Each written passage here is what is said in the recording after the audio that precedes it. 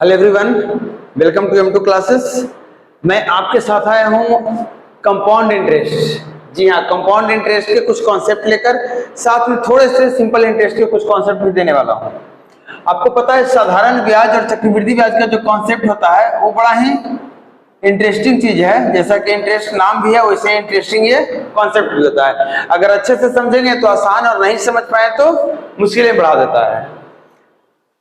छोटा सा कॉन्सेप्ट दूंगा, एकदम हल्का सा, जिसपे सारे सवाल आपके बनेंगे और कुछ सवाल भी करा के दिखाऊंगा। सीजीएल मेंस के सवाल करा के दिखाऊंगा, लेटेस्ट वाले। तो सबसे पहले हम बात करते हैं सिंपल इंटरेस्ट। सिंपल इंटरेस्ट में क्या होता है कि आप कोई भी पैसा लगाते हैं, जिसको आप अगर पी बोल रहे हैं, अगर पी रुपया आप लगाते हैं R% की दर से, पी रुपया लगाते हैं R% की दर से टी समय के लिए, तो आपको इतना रुपया का ब्याज जनरेट होता है। लेकिन अगर पी को आप इग्नोर करते हैं तो आप कह सकते हैं सर इतना % का ब्याज जनरेट होता है। क्या मैं सही बोल रहा हूं? एग्जाम्पल तौर पे समझिए, अगर आपको 12% का ब्याज दर चाहिए, अगर 12% का ब्याज दर चाहिए तो आप या तो 3 साल के लिए हमसे ले लीजिए, हम 4% के हिसाब से सालाना दे देंगे आपको ब्याज, या फिर 6% के हिसाब से ले लीजिए, हम 2 साल के लिए दे देंगे, या फिर आप 12% के लीजिए हिसाब से हम 1 साल के लिए देंगे, या फिर आप कितना 3% के लिए लीजिए, हम 4 साल के लिए देंगे। आप नोटिस कीजिए, हर हाल में आप कैसे भी लेंगे ना तो आपको ब्याज 12% ही मिलना है। आप देख लीजिए, तो यही मैं बता रहा हूँ, कभी भी साधारण ब्याज में आपको ब्याज पता करना है कितना % है, ब्याज से रिलेटेड सवाल आपको अगर क्लियर करने हैं तो आपको ब्याज की दर पता करनी है। ब्याज की दर जो होती है वो हमेशा ये तय करके देती है कि साल में कितना % ब्याज लगेगा, लेकिन कंडीशन ये रहना चाहिए कि आपको लिखा रहना पड़ेगा यहाँ पे सालाना ब्याज है, मतलब साल में कितना % ब्याज मिलता है। इसके बाद एक बात और आपको पता करना है कि दर होता क्या है। तो दर कहते हैं 100 रुपया पर मिलने वाला 1 साल में जो भी ब्याज होता है उसको बोलते हैं ब्याज की दर। अभी तक आपको मैंने थोड़ा सा चीज बताया है, एक पॉइंट और दे रहा हूं मैं आपको। ये बता रहा हूं कि जो ब्याज आप साधारण ब्याज पर लेते हैं वो प्रिंसिपल पर लेते हैं, मतलब जो भी पैसा आप उधार देंगे या उधार लेंगे, जो अमाउंट लगाई जाएगी, जो अमाउंट इन्वेस्ट की जाएगी, उस पर आपको हमेशा दर मिलना है। क्लियर हो गया? तो ये छोटा सा कॉन्सेप्ट था आपका साधारण ब्याज का। अब बात करते हैं चक्रवृद्धि ब्याज का। चक्रवृद्धि ब्याज में क्या होता है कि जो ब्याज आपका पहले का होता है उस पे भी आपको ब्याज देना पड़ेगा। कहने का मतलब, अगर इसमें आप मूलधन पे 10% ब्याज हमसे ले रहे हैं साल भर में, तो चलिए हम 10% तो ब्याज आपको देंगे ही 1 साल बाद। लेकिन बाई चांस अगर आप नेक्स्ट ईयर आएंगे मेरे पास तो मैं फिर से मूलधन का 10% दे दूंगा ब्याज और कहूंगा लो भैया 10% हो गया, और फिर आना 10% मिला के 20%। लेकिन अगर आपने नोटिस किया कि नहीं ये चक्रवृद्धि ब्याज का डील था, तो आप एक बात कहेंगे कि भाई देखो, एक साधारण ब्याज में भी आप प्रिंसिपल पे दे रहे थे, अभी भी आप प्रिंसिपल पे दे रहे होते तो चक्रवृद्धि रहा नहीं। तो मुझे क्या करना होगा, मैं पुराना वाला जो ब्याज है इस पे इसका 10% और दे दूंगा, और पुराने वाले ब्याज का 10% को बोलते हैं, पुराना वाला ब्याज कितना था 10%, और इसका 10% और लेंगे तो इसको हिसाब से आप देखिए तो ये 1% और ब्याज आता है। इसको हम बोलते हैं 10 और 1 कितना 21% का ब्याज। इसका एक तरीका और होता समझने का। वो तरीका क्या है कि अगर 10% की ब्याज दर आपको लेनी है, ध्यान रखना है, 10% की ब्याज दर अगर आपको लेनी है, इसका मतलब आप 100 रुपया पे कितना रुपया का ब्याज जनरेट कर रहे हैं 10 रुपया का। अगर कंपेयर करते हैं तो 10 पे आपको 1 रुपया का ब्याज मिल रहा है। क्लियर? अब आप सोचिए 10 रुपया पे 1 रुपया का ब्याज मिल रहा है, ये एक बार की बात है, 1 साल की बात है। अगर आपको 2 साल तक ब्याज चाहिए तो हर 1 साल आपको 10 रुपया पे 1 रुपया ब्याज मिलेगा। लेकिन एक बात आपने नोटिस करेंगे आप कि ये 10 रुपया पर 1 रुपया ब्याज मिलेगा हर 1 साल, प्लस इस 1 रुपया पे भी तो ब्याज मिलेगा, ये भी तो ब्याज है। तो मैं सीधा आपको बोल रहा हूँ कि देखिए आप क्या कीजिए कि 10 रुपया आज लगाइए, 1 रुपया ब्याज मिला के आप 11 रुपया हमारा ड्यूज बता दीजिए। जब अगली बार आप आएंगे हमसे ब्याज लेने के लिए तो मैं बोलूंगा भैया लास्ट उधारी ये था और इस पे 10% ब्याज आपको दे दूंगा, और आप 1.1 रुपया लेकर काम क्लियर करेंगे। तो यहाँ पे ये कहने का मतलब है कि आपने यहाँ पे ब्याज कितना जनरेट हुआ है। तो आप देखिए, अगर मैं इसको बताने की कोशिश कर रहा हूँ 10 की जगह पे 0 दशमलव हटाने के लिए बोल रहा हूँ, तो यहाँ 0 लगेगा, यहाँ 0 लगेगा, यहाँ दशमलव हट के 11 हो जाएगा। तो देखिए यहाँ का ब्याज 10 और यहाँ का ब्याज 11, आपका 21 रुपया का ब्याज है, 100 रुपया का उधारी था, 121 रुपया चुकाइए, बात खत्म कीजिए। एक फिर दूसरे तरीके से समझिए, मैं कॉन्सेप्ट समझा रहा हूँ, सवाल पे अप्लाई करूंगा, आप देखेंगे। मैं सिर्फ ये बता रहा हूं कि अगर 10 रुपए पे आप 11 रुपया बना रहे हैं 10% के दर से, अगर ब्याज लेकर 10 रुपए को 11 रुपया बना रहे हैं एक साल में, तो अगले साल भी आप 10 को 11 ही बनाएंगे। इसका मतलब पूरे 2 साल की कहानी की यही जाएगी। तो इन दोनों को अगर बराबर करने की कोशिश करेंगे आप, चूंकि सेकेंड ईयर का वही पैसा है पहले साल के अंत में और दूसरे साल की शुरुआत में वही पैसा है, बराबर होना चाहिए। तो यहाँ पे हम बोलेंगे कि 10 का स्क्वायर कीजिए आप इसको, और यहाँ पे हम बोल रहे हैं आपको 110 कीजिए, और यहाँ पे 11 का स्क्वायर। इसका मतलब आप डायरेक्टली कर सकते हैं कि सर इसका मतलब 2 साल का ब्याज का रिलेशन अगर पता करना हो, आप पहले पैसा इन्वेस्ट किया है 2 साल की बात कही जाएगी, तो आप कह सकते हैं कि हाँ एक साल में अगर 10 से 11 हो रहा है तो 2 साल में 10 से कितना हो जाएगा, स्क्वायर के रूप में 11 होगा, मतलब 10 स्क्वायर से 11 स्क्वायर। इतना छोटा सा कॉन्सेप्ट था। अब इस कॉन्सेप्ट को अगर आप समझ चुके हैं, देखिए उन बच्चों के लिए नहीं है जो बेसिक नहीं जानते हैं, जो कॉन्सेप्ट नहीं जानते हैं। मैंने पहले ही कहा सीजीएल के सवाल कराऊंगा। आप सोच रहे होंगे कितना समय आपका कॉन्सेप्ट क्लियर हो जाएगा, तो नहीं, ध्यान रखें जो भी बच्चे ऑनलाइन पढ़ रहे हैं आप पढ़िए, अच्छी बात है, लेकिन आपको बेसिक क्लियर करने के लिए, कहने का मतलब बेसिक किसको बोलते हैं, कॉन्सेप्ट को बोलते हैं। कॉन्सेप्ट क्लियर करने के लिए आपको ऑफलाइन क्लास करना पड़ेगा। बहुत सारे कंफ्यूजन इसमें होंगे जो कि मैं यहाँ क्लियर नहीं कर पाऊंगा क्योंकि आप पूछ ही नहीं पाएंगे। नेक्स्ट पॉइंट एक और बता देना चाह रहा हूं कि चलिए 10% की ब्याज की दर अगर साल भर में ली जा रही है, चक्रवृद्धि ब्याज की दर है, तो पहले साल आपको 10% मिलेगा, दूसरे साल भी आपको मूलधन पे तो 10% मिलेगा, नहीं तो डील था, और दूसरे साल 1 पैसा और मिलेगा, वो क्या है 10 का 10% और। 10 कौन सा, ये वाला, मतलब 10% का 10% इतना ब्याज और मिलेगा, और पूरा मिला के कितना हो गया आप ध्यान से देखिए, 10 10 20 और 1 21% का ब्याज हो गया है। अब चलिए कुछ सवाल करते हैं।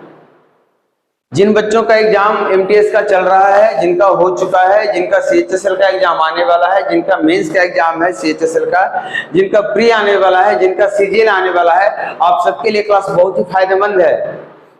एक क्लास में मैं नहीं कुछ करा सकता हूं, लेकिन अगर आपका बेसिक कॉन्सेप्ट है, क्लियर है, अगर आपका कॉन्सेप्ट अच्छे से पढ़ा हुआ है, तो आप एक एक सवाल को बड़े आराम से बना सकते हैं। आपको आज वो दिखाने वाला हूं कि कैलकुलेशन से भी आपको बचाने की कोशिश करूंगा, आपको दिखाऊंगा सवाल सेकेंड्स में कैसे बनते हैं। तो let us start with the first question, and first question is on your screen. आप हिंदी में पढ़िए, मैं इंग्लिश में पढ़ दे रहा हूं, मिलकर दोनों सोल्व कर लेंगे मैथ में, ठीक है।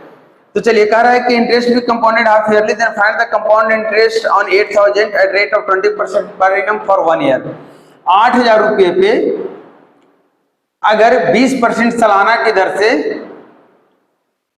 1 साल का आपसे पूछा गया है कि चक्रवृद्धि ब्याज कितना होगा यदि ब्याज अर्धवार्षिक रूप से संयोजित होता है, मतलब हर एक आधे साल बाद आप आएंगे, तो आप मुझे बताइए 20% के हिसाब से आधे साल में तो 10% ब्याज मिलेगा, और 10% अगर आधे साल में मिलेगा तो आधे साल तो 2 हो जाएगा साल भर में, मतलब 2 टाइम्स आपको ब्याज जनरेट हो जाएगा, और 2 टाइम्स 2 बार अगर ब्याज आप लेंगे 10% से, तो अभी मैंने बताया 10 से लेंगे पहले साल, दूसरे साल भी आपको 10 मिलेगा, और 10 का 10 और मतलब 10 गुना 10/100। आप 10 से अगर 11 करेंगे एक साल में तो 100 से 120 कीजिएगा, 121 कीजिएगा, और 100 से 121 कीजिएगा तो 21 का ब्याज आपको मिल गया, जो कि 100 आपका मूलधन है। तो यही मैं बता रहा हूँ, मैं परसेंटेज में यहाँ बता रहा हूँ 21% का आपको ब्याज मिला है। और अब मुझे बताइए 8000 का 21% आप नहीं निकाल लेंगे तो कितना हो जाएगा, 8 दूना 16, और ये 8 और ये 1680 रुपया का आपको ब्याज जनरेट हो गया है। पूरे स्टेप्स में दे रहा हूं आपको, धीरे धीरे चल रहा हूं। ये कैलकुलेशन बहुत हार्ड नहीं है, दिमाग में कर सकते हैं। एग्जाम क्रैक करना है, सीजीएल सीएचएसएल जॉब लेना है, तो आपको थोड़ा सा कैलकुलेशन पे कमांड करना होगा। वैसे भी मैथ अगर अच्छी करनी है तो एक बात याद रखिएगा, मैथ एक ऐसा चीज है जो 2 बातों पर निर्भर करता है। अकॉर्डिंग टू मी, ऐसा कोई नहीं है कि सक्सेस होने का एक ही रूल है, बहुत सारा रूल है। मेरे हिसाब से अगर आपका कैलकुलेशन अच्छा है, कॉन्सेप्ट अच्छा है, तो आप बड़े आराम से रिजल्ट दे सकते हैं। आपको किसी बात की कोई परेशानी नहीं लेनी है, ना कोई फार्मूला का जरूरत पड़ेगा, ना किसी और बात का। मैथ ही तो एक है जो इंटरेस्ट आपके अंदर क्रिएट करता है चीजों को लेकर। जैसे 25 नंबर जो हमारे असाइनमेंट के अनुसार है, ये पूरा सेट लेकर बैठ गया हूँ मैथ का। आपका ये जो क्वेश्चन आपको मैं करा रहा हूँ, जो भी क्वेश्चन मैंने कराया आपका, ये 2 मार्च का क्वेश्चन है, 2023 का मेंस का सवाल है, और ये भी 2 मार्च का ही क्वेश्चन है। इसमें 2 क्वेश्चन आ गए थे CISI के। ये क्वेश्चन आप देखिए स्क्रीन पे, मैं पढ़ दे रहा हूँ, आप पढ़ लीजिए और मैं भी पढ़ रहा हूँ। कह रहा है 3 साल में 8000 रुपये पर 2 साल का 2 बैंकों द्वारा साधारण ब्याज का अंतर 800 रुपया है। अगर R1 R2 से बड़ा है तो पूछ रहा है कि R1 - R2 क्या होगा, प्रति वर्ष ब्याज की दर का अंतर आपको बताना है, दोनों में ब्याज का अंतर आपको बताया है। मतलब आपको 8,000 रुपया पे दोनों साल में जो ब्याज मिला उसका अंतर 800 रुपया है। ये 3 साल में पूरी कहानी कही गई है। तो क्या आपसे मैंने बोला था थोड़ी देर पहले भी जब कॉन्सेप्ट बता रहा था कि अगर आप 100 रुपये पे हमें ब्याज बताएंगे ना भैया, तो मैं बोलूंगा वही ब्याज की दर है। 1 साल के लिए बोलूंगा बताएंगे तो बोलूंगा 1 साल का ब्याज दर हो गया। अगर 2 साल के लिए बताएंगे तो बोलूंगा 2 साल का कुल ब्याज है। आप देखिए 8,000 रुपये अगर 800 का ब्याज मिल रहा है तो 100 रुपये पर कितने का मिल रहा है? 10 रुपये का ब्याज मिल रहा है। कितने साल में? 3 साल में। और 3 साल में 10 रुपये मिल रहा है तो साल में कितने का ब्याज मिलेगा? 3.1/3%। और यही हो गया साल में। दोनों ब्याज के दर का अंतर कितना है? 3.1/3%। इसलिए मैं बता रहा था आपको कि कॉन्सेप्ट अगर आपका है सही तो फिर मजा आएगा। सवाल कोई भी हो आ जाइए। क्वेश्चन अगला, और ये जो क्वेश्चन है आपका 3 मार्च का क्वेश्चन है आपका स्क्रीन पे। देखिए यहाँ पे आपको 2500 रुपए की राशि दी गई है। 12% प्रति वर्ष की दर से वार्षिक चक्रवृद्धि ब्याज की दर से 3 वर्ष के बाद चक्रवृद्धि ब्याज क्या होगा? 12% के हिसाब से भाई साहब ध्यान देना है। 12% के हिसाब से 3 साल का ब्याज निकालना है। अब यहाँ पे अगर आप यहीं से पढ़ के इस सवाल को बनाने की कोशिश करेंगे तो आपसे थोड़ा सा दिक्कत होगी। और अगर आपका बेसिक क्लियर है और जो मैंने आपको समझाया है वो चीज आपको समझ में आ रही है तो आप देखिए कैसे सवाल लगाते हैं। आपके पास कितना रुपया है? 25,000 रुपया है। इसी पे आपको ब्याज जनरेट करना है 12% 3 बार के हिसाब से।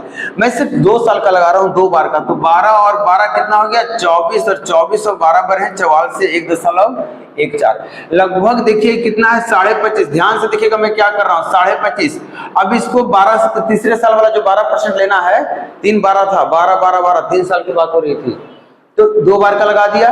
तीसरे बार के साथ लगा रहा हूं तो देख लीजिए 12 और 25, 12 का 25 लगाएंगे तो 3%। 12 गुने 25/100, 25 लिया हूं लगभग के लिए, 3% और मिलेगा और टोटल कितना हो जाएगा? 12 3 15, 15 25 40, लगभग 40.5% का ब्याज आपको मिलेगा। आप बताइए इस पे 40% का ब्याज हो जाता है 10,000 और 1% का ब्याज होता है 250, आधे परसेंट, ये आधा परसेंट है, इसका ब्याज हो जाएगा 125। ऑप्शन देखिए 10,125 के आसपास कोई है तो क्लिक कीजिए। तब तक मैं नेक्स्ट सवाल पे बढ़ रहा हूं। कुछ अलग लगे तो कमेंट जरूर कीजिएगा। ऑफलाइन क्लास चाहिए तो ज्वाइन कीजिए हम क्लासेस को। ऑफलाइन क्लास में अच्छे से आपके कॉन्सेप्ट की तैयारी कराई जाती है, 1 साल में आपको रेडी कर दी जाएगी। नेक्स्ट सवाल जो है 3 मार्च का, 3 मार्च वाले में भी 2 सवाल मिले थे। कर एक निश्चित राशि पर 8 वर्ष के लिए 21% प्रति वर्ष की दर से 8 साल के लिए 21% प्रति वर्ष की दर से अर्जित साधारण ब्याज का उसी राशि पर 21 वर्ष के लिए उसी दर से अनुपात क्या होगा? तो 21 वर्ष के लिए अगर इसी दर से मतलब 21% से ही अगर ब्याज लेंगे तो ब्याज का अनुपात क्या होगा? तो अभी मैंने बताया था ना कि 8 साल के लिए 21% की सालाना के हिसाब से ब्याज लेंगे तो 21 गुना 8% ले लेंगे। और अगली बार जब उसी पैसे पे 21 साल के लिए 21% के हिसाब से ले लेंगे तो 21 गुना 21% ब्याज को मिला क्या आएगा? तुलना कर लेंगे तो आपको पता चलेगा पहले में ब्याज 8 और दूसरे में ब्याज 21। देखिए नेक्स्ट सवाल। नेक्स्ट सवाल आपका फिर से आपका 3 तारीख का तो नहीं है लेकिन लग रहा है ये आपका 6 तारीख का 6 मार्च का सवाल है। ये भी सवाल देख लीजिए आप। अगर आपको अच्छा लगे सॉल्यूशन तो कमेंट कीजिएगा और नेक्स्ट किस टॉपिक का सॉल्यूशन चाहिए जरूर बताइएगा। हम आपका वेट करेंगे और उसके अनुसार से हम नेक्स्ट सॉल्यूशन प्रोवाइड करेंगे। कर 5 वर्षों में रुपये की राशि पर साधारण ब्याज जो है 5 साल में साधारण ब्याज जो है 100 रुपये की राशि पर जो है वो 2/5 हो जाता है प्रिंसिपल का। मतलब जो भी पैसा आप लगाए थे उसका 2/5 आपका क्या हो गया है? ब्याज हो गया, साधारण ब्याज। आप मुझे बताइए 5 रुपया लगाए तो 2 रुपया ब्याज मिला है। 5 रुपया पे 2 रुपया। अगर आप 100 रुपया लगा चुके होते तो ब्याज कितना मिल जाता? 40 रुपया। और 100 रुपये पे जो ब्याज मिलता है उसको क्या बोलते हैं? परसेंटेज बोलते हैं। तो 40% आपको ब्याज मिल रहा है। ये पूरे 5 साल की कहानी है। सालाना ब्याज चाहिए तो 8% सालाना बोल दीजिए। बताइए क्या सवाल पूछ रहा है? ये मेंस का ये हाल है। आप खुद सोचिए कि मेंस अगर ऐसा सवाल पूछेगा तो आप बनाएंगे क्यों? थोड़ा सा सीजन को चाहिए कि लेवल बढ़ाए भैया, इतना कम में नहीं काम चलेगा। कम से कम एक सवाल तो दे जिसमें पेन लगाना पड़ जाए। अभी आप वीडियो देख रहे हैं आपको लग रहा होगा पेन, मेरे बच्चे ऑफलाइन वाले एक भी पेन नहीं लगाते हैं। तो आप समझ लीजिए कि लेवल सीजल का क्या रह गया है। जैसे एक सवाल देखिए, यदि ब्याज अर्धवार्षिक रूप से संयोजित किया जाता है तो 2 साल के लिए 10% प्रति वर्ष की दर से 6500 रुपए की राशि पर आपको बताना है कि कितना रुपया 6500 रुपए की राशि हो जाएगी। ब्याज दर कितना है 10%, कितने समय की बात किया है 2 साल, और ब्याज अर्धवार्षिक लिया जा रहा है। अर्धवार्षिक लेंगे तो आपको 2 साल में 4 बार ब्याज लेना पड़ेगा, और साल में 2 बार लेंगे, अर्धवार्षिक लेंगे तो आपको ब्याज दर 5% रहेगा।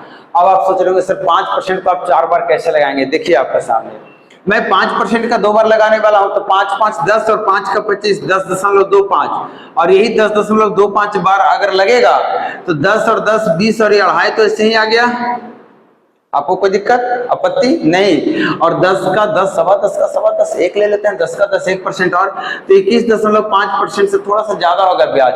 आप मुझे बताइए इसका 21.5%, तो इसका 20% आप मुझे बता देंगे, तो 20% कहेंगे सर 1300। 1.5% निकालना है आपको, और इसका 1% 65 होता है, 1.5% लगभग 100 और हो जाएगा। अरे 66 आता तो 99 जाता भैया, आप समझिए कैलकुलेशन। तो 1400 रुपया ब्याज जनरेट होगा। अगर आपने 6500 रुपया लगाया है तो 7900 के आसपास है कोई ऑप्शन कि नहीं है? देखिए उधर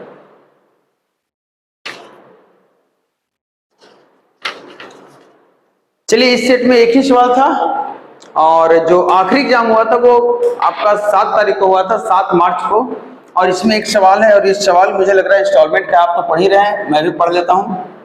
करा रजनीश ने एक बैंक से इतना रुपए उधार लिए, 2 समान वार्षिक किस्तों में ब्याज सहित पूरी राशि चुका दी। रजनीश द्वारा बैंक से उधार लेने के 1 साल बाद पहली किस्त का भुगतान किया गया। यदि ब्याज की दर 40% प्रति वर्ष थी तो ब्याज वार्षिक रूप से संयोजित होती है। रजनीश द्वारा भुगतान की गई प्रत्येक किस्त का भुगतान क्या था? मतलब 40% जो है आपका ब्याज का दर है, 1500 रुपये उधार ली गई है। आप मुझे बताइए 40% अगर ब्याज की दर है, ध्यान से देखना, 40% ब्याज की दर है, मतलब 100 रुपये पे 40 रुपये का ब्याज मिल रहा है। इसका मतलब 5 पे 2 का ब्याज मिल रहा होगा। मतलब अगर आपने 5 उधार लिया तो आपको 7 चुकाना पड़ेगा, क्योंकि 2 का ब्याज ही तो देंगे आप।